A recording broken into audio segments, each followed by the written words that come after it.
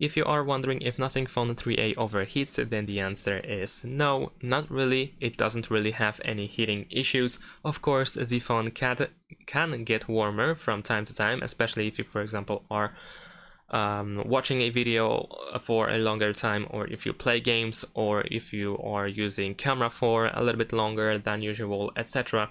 Then of course those actions naturally will make the phone warmer, as it is with pretty much every smartphone. And this area over here, this top left corner, gets warmer the quickest. However, it's not really that warm, not even compared to other brands, other smartphone models.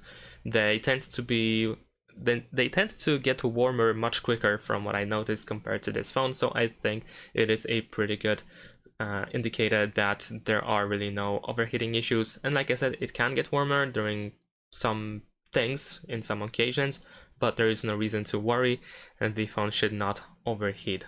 And that is all. Thanks for watching. Leave a like and subscribe to my channel, and see you in my next videos. Bye.